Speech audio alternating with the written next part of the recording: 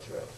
So the benefit of having a plan on what you're trying to accomplish is that along the way, as you're teaching your child how to compute, how to read, knowledge about history, knowledge about science, you don't have to omit the character lessons that are vital for the child to learn. In the two books that I've written on homeschooling, one is called Lessons Learned from Years of Homeschooling, and the other one is called The Homeschool Life. And rather than spend a lot of time telling you how to teach math or how to teach history or geography, the homeschool conventions that Mark talked about, those are excellent places to go and find the curriculum that will suit your fancy on how you think your child will best absorb material. My books were focusing on the mindset and the experiences I had that could have made me give up. And if you talk to anybody who's homeschooled for any length of time, I would say if they're not thinking about once a month that they should give up, that they're probably not normal. Because you think you have it all under control, your child gets some new ability or understanding, and now all bets are off. I used to experience it. You know how you have a child who might be a very wonderful child until that child learns how to walk, then all of a sudden you say, where did this monster come from? Now suddenly that child won't listen to me. Well, the same thing can happen in education, in academic education. As somebody broadens his horizon a little bit, he reads a story about someone, or he gains a new understanding, now that person's going to test the limits and see, I wonder if the rules still apply now that I'm smarter than I was last year, or now that I understand this a little bit better. And so the opportunities that you have when this sinfulness emerges, and I hate to tell you folks, we all have children who are sinful. I know at first it doesn't look like they are, but sooner or later you'll experience the fact that this nice person did some awful thing, and where did this come from? Well, if you know your Bible, you know exactly where it came from. The opportunity you have when the child does that awful thing is to right then and there deal with it, as opposed to when your child does that awful thing at an outside school and puts one over on the teacher because, you know, this is always a nice little girl, she could never do things, and so she knows to set up the boy who's always getting in trouble, and so you build up all sorts of things that you will know nothing about because your children's sinfulness is being manifested in a place where, quite frankly, a teacher with, I don't know what the class sizes are these days, 20, 30, 40, you really think that teacher's getting paid to make sure that your child has integrity?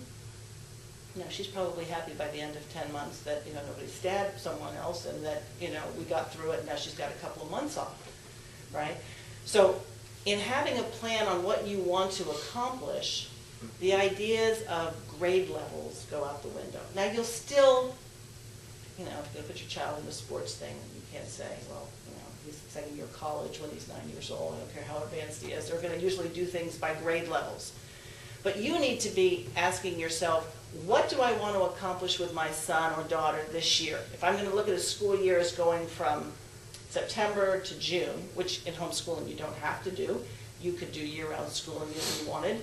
You could decide that between the month of December and January, that's when your vacation was. Because you see, you can suit it to your family. In our household, my husband's a car salesman, and he has been for 33 years. That meant he worked Saturday and Sundays.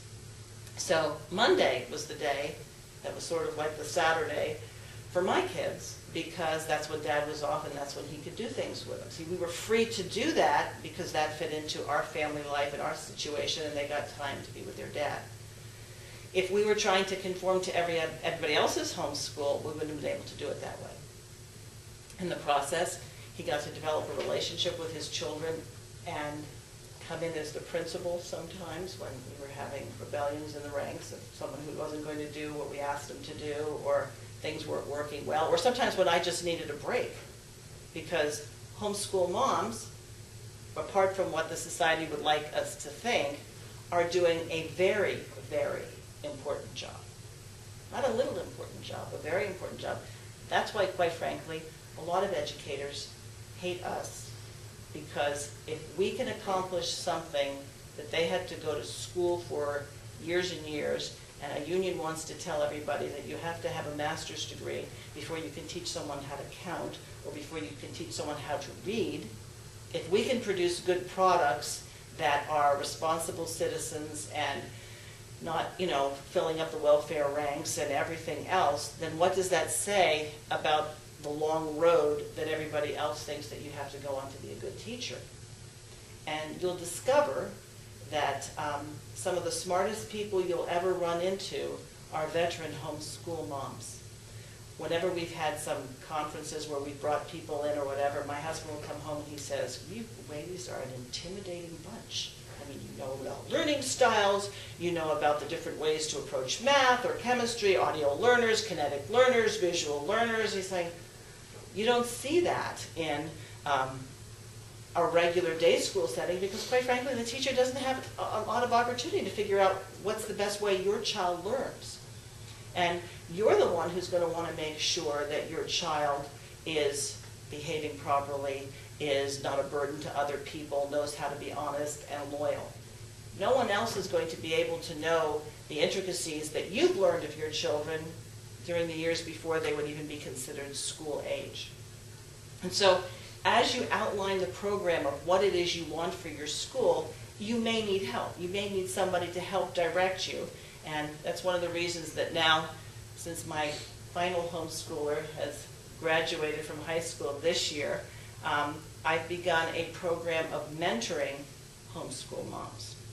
And one of the things that I've discovered is that homeschool moms who've been doing it for quite some time failed to continue to be students themselves. And that's one of the most crucial things for you to be able to continue with a successful homeschooling situation, especially if you have multiple children.